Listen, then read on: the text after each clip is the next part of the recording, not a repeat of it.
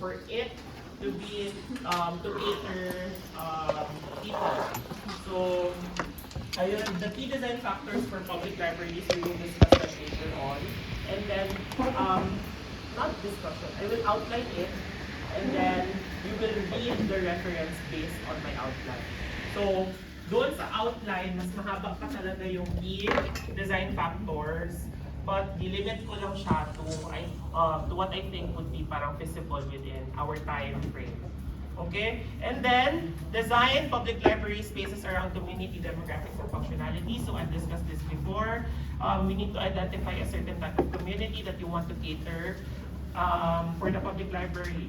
So, it's important kasi that will relate or translate to the impact and influence of your library. So dito yung ginasabi ko na important yung branding for your library. And then, so that's why part of our project is yung branding materials, branding elements, as well as yung kanyang identity translated towards the wayfinding systems and how to circulate, paano maikot yung library, kumbaga. So, what are the key design factors for libraries? So, take note ha, meron tayong 10 na i-consider. So, kahit dito lang sa 10 na i-consider na to, dito tayo mag-focus for recommendations. Okay? So, what are your design recommendations or translations that will affect the approach to the library, the acoustics of your library, the furniture and fittings or fit-outs of your library, the identity and branding of your library, signage, technology, collection and collection layout. So this is sa aspect ng books. So dyan na din natin i-insert yung pagiging digital or hybrid na nung more modern libraries. So your collections area would not only focus yung mga book shelves, but also should incorporate parang mga computers, kumbaga. Okay? And then next is multifunctionality aspect. So again, what are the three main uses of our project? Number one, it should be, of course, a library. Number two, it should have event spaces. Number three, it should have gallery spaces, diba? For learning resources. And then, number 9, order and orientation of our library. So this is in the aspect of processes within the library. So ano yung order of spaces that would impact, like let's say, borrowing of a book, diba? Up until i-return ang libro. What is the process of that? So ano dapat yung flow ng space based on order ng processes ng library. Okay, dito yan ha. And then lastly, personal security. So, not only yung security ng libro, but of course, security aspect ng mga tao. Okay? Kasi dapat, di ba, it should be private, it should be quiet. So, may aspects of active areas, quiet areas, ganyan. Okay? So, now, onto the form. Number 1 talaga, I would like to emphasize, kaya gusto ko talaga i-discuss ito today, is I don't want big box forms. Okay? So, anong ginamin ko? So, if you recall, siguro ganito yung ginawa niyo sa design tree ninyo. Like, yeah, libraries na parang ganito. Yan, parang ganyan lang. Tapos ang mga tables siguro, naka-grid lang pa din siya. So, mga ganyan. So now, let's focus on exploring your forms. So ito lang ha, kasi kahit urban design tayo, na dapat ang focus natin is outside of the building. Ang ayaw ko talaga mangyari is once you reach your 5th year, pagdating natin sa Design 10, is grabe ka weak ng inyong foundation with regards to like buildings itself. Kasi sige na lang tayo focus outside the buildings. So for this project, I want you to focus inside the building and how it affects the overall shell of your building. So, explore niyo high ceilings, multi-levels, split levels, mga overlook, mga atrium spaces, mga ganyan. Kayo bahala. Explore niyo ha, lahat ng possibilities na sa indoor spaces and how it could affect yung overall form niya sa labas. So So kaya na dun siya with regards to digital. So kung sa manual siguro, ganito lang ang magawa. Sa digital, I hope makaya dun yung mga forms natin gusto i-achieve. So what are my form expectations? Use one big building. Okay? One building with synthesized program. So hindi siya pwede tatlong buildings kasi again, di ba, tatlo yung sabi ko na main purpose of our knowledge hub. So does it mean you will put 3 separate buildings? So combine it in one building with a synthesized program. So ano ang aking ma-recommend with that? So ayoko na one big box siya, like SM. Walang ganun ha. As much as possible, do not propose one big box. And then, explore your form. So what are my recommendations? One thing you could do is like, for example, sa inyong floor plans, ito ha, safe haven na ito ng iba, na usually kung anong shape nung nasa baba, yun din yung shape ng second floor. Diba? So boring. So, try nyo i-explore na kung anong shape ng baba, hindi din ganun yung shape nung sa second floor. May kunting protrusions, may kunting subtractions, may cantilever, mga ganyan. Okay? So, hindi din necessary na every floor, iba't iba din ang kaya baka mapungpangit na din. Okay? So, imagine nyo lang na nag-make sense siya overall. The next, so pag sinabi ko na ayaw ko ng big box shape, it doesn't mean that I prefer as well yung mga curved forms. So, hindi ko siya gina-discourage, may difference ha, ang discourage sa prefer. Hindi ko siya preferred, pero hindi ko din siya gina-discourage. Gets nyo? So, kayo pa rin bahala talaga. It's a matter of ano yung synthesized program nyo that resulted to such form. So, hindi ko gina-prefer ang curved forms, kayo talaga bahala. Basta, as much as possible, do not make it one large box. Okay? Then, program-driven form. So, give me discussions, later on I will give examples, sa how you na-come up, like for example, ganito na form. Ito na mass is dedicated to a library, this mass is dedicated to the event spaces, mga ganyan. Okay, so program-driven forms, that the physical expression of your building is a direct translation of your program. Okay, then lastly, experiment with angles, experiment with protrusions, experiment with subtractions, kayo talaga bahala. As much as possible, wag talaga one big box. Okay? So, ito lang ha, take note, since you are already writing your space requirements, this would be the area ratio for libraries. You should provide 35% of the total area for libraries just for the collection area. And again, since we are parang migrating towards the hybrid library na, kasama na dyan ang collection and yung computers. Okay? So, pasok na siya sa 35. The other 65 would be the functional and support spaces for libraries. Like yung mga reading and study areas, dapat mas malaki ang i-provide ninyo for reading and study areas since we are also a co-working space, di ba? Then, mga amenities and ancillaries and other additional service areas, such as the gallery spaces. Okay? So now, what would be the format of your recommendations? Ganito lang siya. So di ba meron akong i-discuss kanina yung 10 items. So yung 10 items na yon, ilagay nyo lang siya dito. And then, what are your specific design recommendations, design translations, design solutions pertaining to that item? Okay? Klaro tayo ha? So, ganito lang ang paper format natin. Okay? So, ano yung architecture diagrams na ginamin ko? So, I'm sure you've seen this already. This is all over Facebook. So, for example, ito, you will have multiple spaces, multiple forms, and multiple masses. So, ano yung different functionality of different spaces? So you could consider like the evolution, the uses, the different uses, highlight like multifunctional areas, open spaces, and then you could also incorporate like let's say which areas are parang exposed to natural daylight, which areas are warmer, which areas are cooler, which areas have higher or varying heights, ganyan.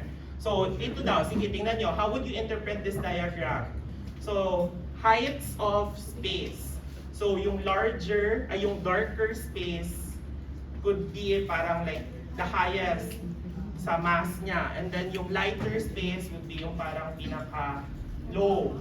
Okay? Gets? So other considerations, so for example, this one, so this would be your board. And then anong laman ng board nyo? Your mass evolution, your spatial zoning diagram, the program diagram, your vertical spatial analysis. This would come handy in your library project since you will have multiple programs, di ba? So tatlo ang ating main programs and each program would have sub-programs. So magamit nyo talaga ito na type of diagram. And again, basement parking, ha? Okay? So kayo bahala if basement parking or podium parking, kayo bahala. Okay? So, design feasibility and mappings. So, ayan, mga diagrams, mass evolution, your community mapping ha, please, since kailangan natin talaga i-establish na it is directed towards a certain type of community, provide mappings, okay? And then, program diagrams, this one, activity diagram, so far, ang nakita ko na nagawa pa lang ito kay si Shera, yung sa latest concept board niya, if you recall, meron siyang activity diagrams. And then, party diagrams would be, ito siya similar to vertical organization. And then, bubble diagrams, and of course, your conceptual zoning diagrams. So now, on to the branding. So, for branding, make sure that you establish your library as a brand. Meron siyang direct and meron siyang indirect market. Kung kanino siya gina-advertise sa main users nila. So I want elements such as this present in your final project. Okay, sa drawings nyo ha, so far, maraming kailangan mag-catch up. Okay? Kadaming kailangan mag-catch up. So make sure na ngayon sa by group, catch up. Okay? So, ayan. So example tayo, this is one project I got from Instagram. Yung mga Koreano na mga architecture firms, kadaming magaling. So notice, this would be, bago ko lang siya nakita, but the content is similar to what I've been teaching you. So, like for example, perspectives and then site analysis, mga mass process, etc. Nandito yung kanyang user, ay program analysis, may eidetic pa rin din siya na photo montage, small lang. Diba? So, it's still consistent with what I've been teaching you. So, another example. So, this one, notice, sige ha, yan na, may magaya naman ng ganitong form. So, example yan, okay? So, ayan. Wala na, may mga tatlo na parang similar ganito ang form. So, okay, anong content pa rin again ng kanyang discussions? Site analysis, lahat ng mapping, and then after, user analysis, so the different types of users siguro and the different spaces outlined, naka-Koreano. And then, similarly, activity diagrams.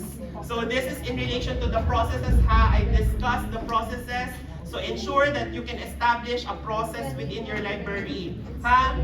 Then next is ito, mga design process, kung paano na-come up yung form. So basically, para siyang evolution of forms niya lang. And then of course, yung mga specific spaces, like mga perspectives.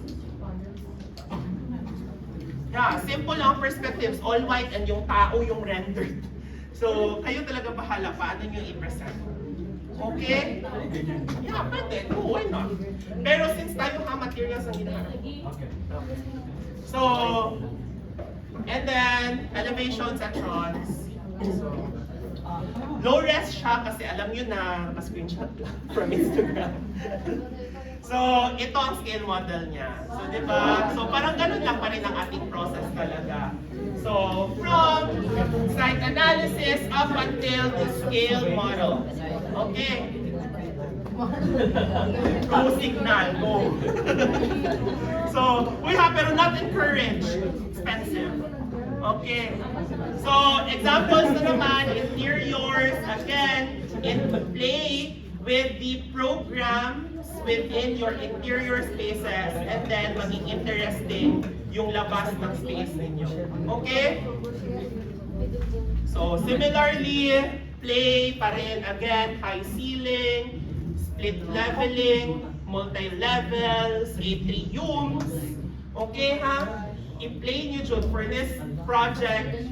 Balik tayo sa architectural interiors pero at a broader scale. Ha? So, galingan nyo yung mga ganitong perspectives. Okay? Kaya. Ha? Galingan nyo. Galingan nyo yung mga ganitong perspectives. Okay, so now, ano na? Picture naman siguro yan, no? Picture naman siguro. So, okay, examples. So, ito yung mga sa planning 2 ko. Dati kasi I'm handling planning 2 and I always end it with wayfinding systems. Pero, at the public realm. Pero sa inyo, wayfinding systems tayo inside the building. Okay? So, ito examples ng mga plates dati. So now, ano ang requirements ninyo? This one. Government issue. From the government.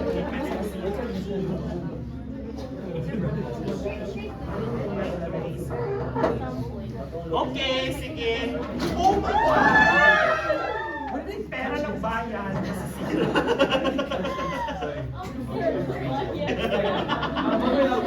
Nice joke. Okay, whatever. So, ayan.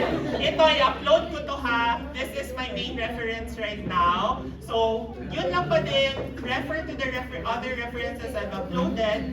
But this is my main reference right now. So, I would skip this and directly discuss kasi I want you to read this ha. So, nandito lahat dyan yung aking mga ginahanap.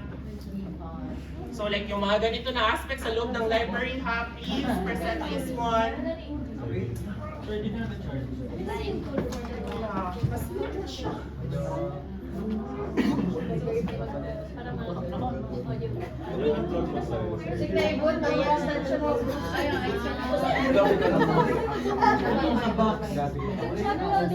Naka-charge man ako.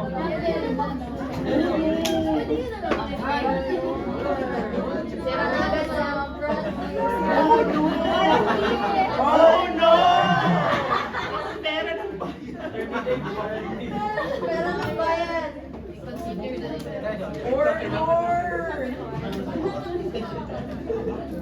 Oh no!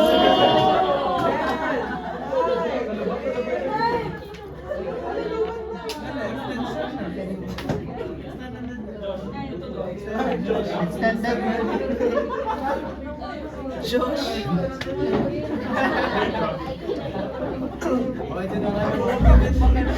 Sige lang. 20%. That's my problem later na lang siguro. Dami may perang bayan, sir.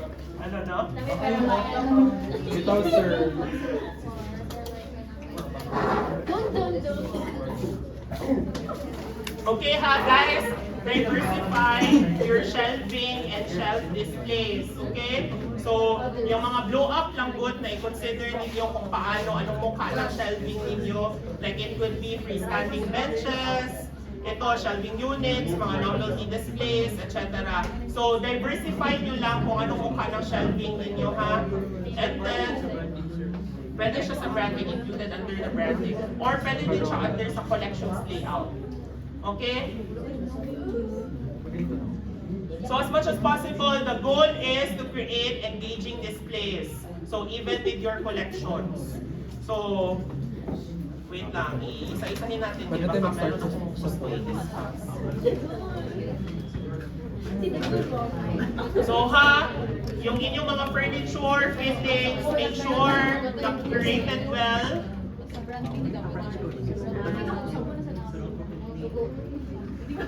Room chair. And then, meron talaga kayong service desks, okay? So, may service desk kayo, like for example, mga information desks, nandyan yung catalogs. Okay, huwag niyo kalimutan ito sa space requirements ha, your service desks. And now for identity and brand. So, you could either choose of the two models, a museum model for a library or a retail model for a library. So, differentiate the two lang kung ano ang inyong gamitin. And then for marketing, so create a unified visual presence ha for your library. So for example, in this case, parang merong presence talaga ng like mga trees or whatever, or kahit ganitong stripes lang, or a certain color that you want to emphasize in your designs. Unified visual presence. So magets nyo man no ang kanyang point. So you could include the following spaces. So like for example, cafe areas, retail areas, or whatever. And then for order, ito ang i-consider nyo ha, circulation of the staff and clients, division ng front of the house and yung back of the house, and yung i-mention ko kanina, the process of use, borrowing, return, and reshelving. So dapat meron kayong analysis flow ng circulation focused on the three functional considerations of the library. So yung circulation movement analysis na ginahanap ko dito siya nag-align.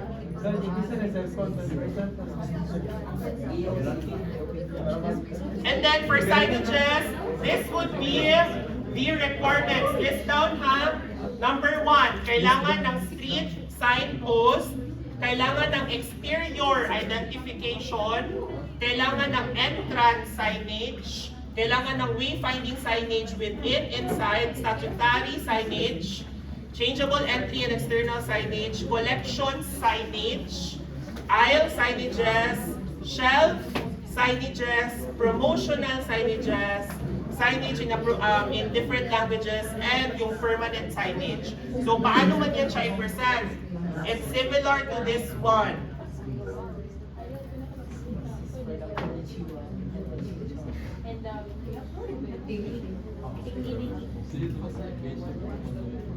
So you start with the overall branding elements of your project. So parang ganito, you identify your color schemes, you identify your brand, and then the typology that you will be, the typography that you will be choosing.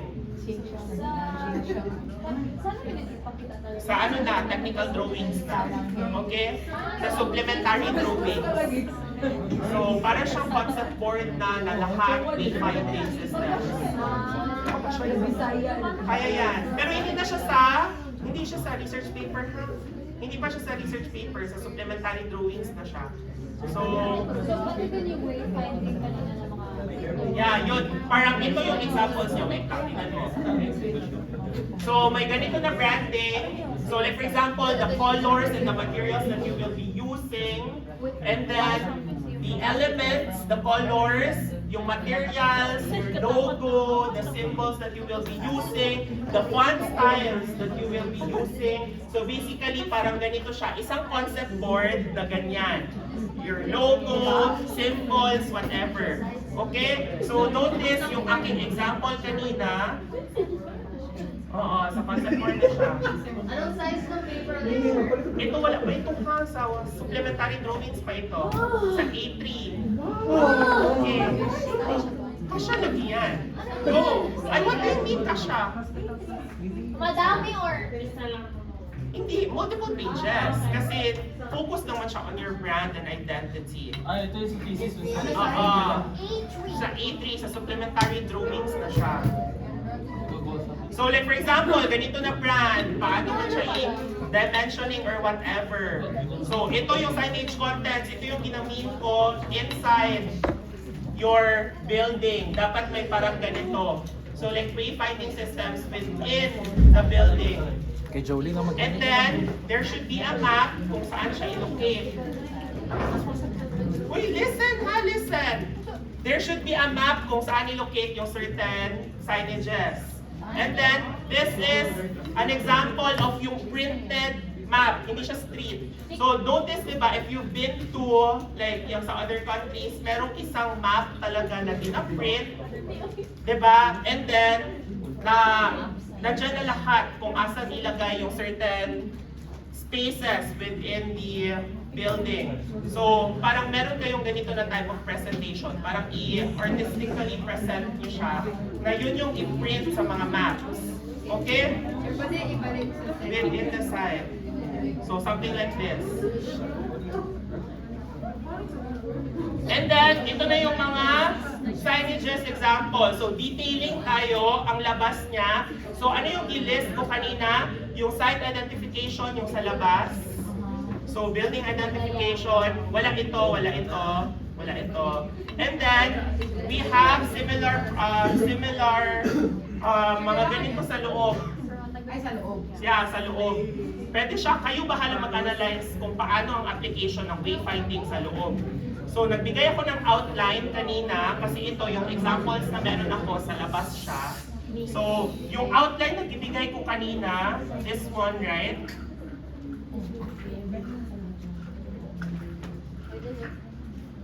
Sir, 3 weeks na ba? No. Basta 3 weeks ang minimum. Huh? Sir, Huh? the minimum. Sir, di ba yun i-print na? Yeah. So, tingnan nyo ito.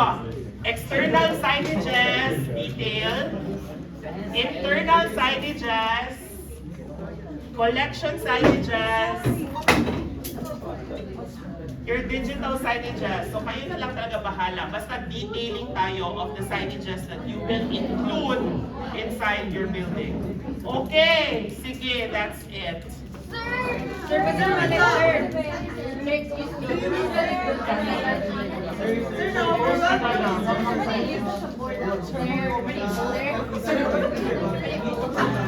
Sir, pwede stop. Sir, close mo yan. Yeah. Sir, yung pwede Ano no? yung second sheet, sir. Sheet 2. This one.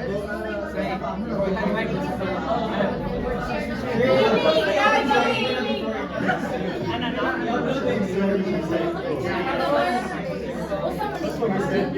So, ang length niya, ganito ba talaga guys ha? So, like for example, i-group nyo isang sheet for all external signages. Di ba, meron tayong yung external signages ganito.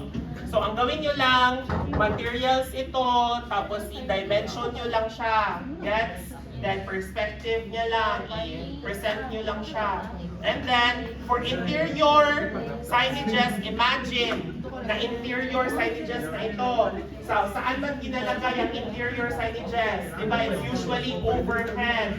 Hindi siya nakapatong sa floor. Nakapatong lang siya sa floor kung meron siya sa atrium or meron siya near sa mga information centers. Diba? So, ganito lang din siya. Sa likod, meron itong parang horizontal grid, ay vertical grid, na indicating the height of your signages, and then asan siya i-mount. Gets? And then, parang ganito lang talaga siya. So, you create details of signages within your building. So, for example, nakalagay siya sa gilid ng mga shelves. Diba? Imagine nyo na? Okay. Nakalagay siya sa gilid. Pero hindi lahat. Typical ang gawin nyo. Kaya, nagahingi ako ng map. Kasi this would be the locations of the signages that you are proposing. Okay, klaro, gets?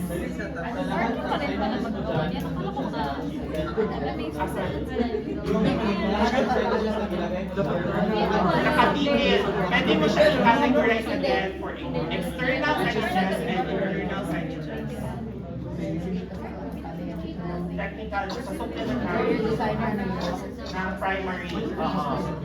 So again, this would be part of your technical drawings after you submit the primary drawings.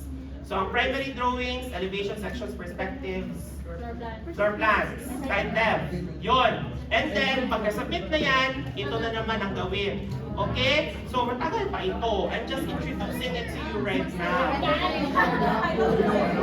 ito na yung the rest of the Wala. Basta, the whole subject. separated lang. Separated.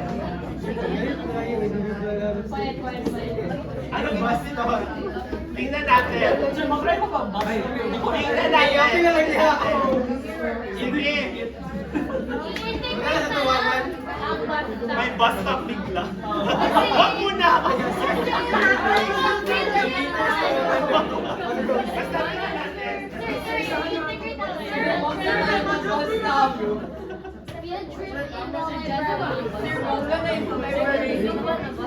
Ano siya?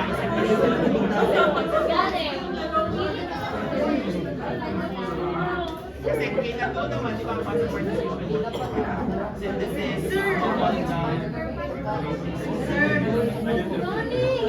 Pwede nyo na i-insert ito po basta yung i-i sa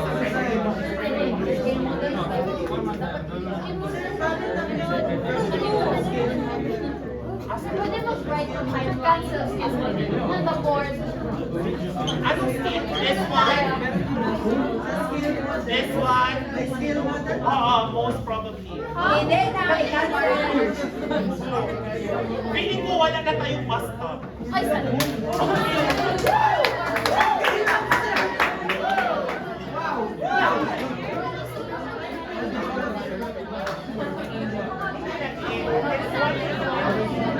Work on it.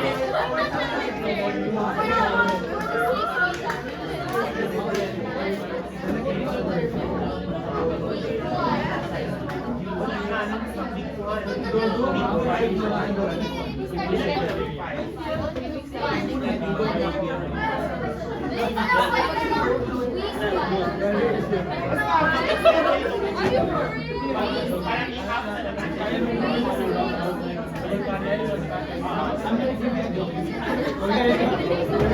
Okay lang,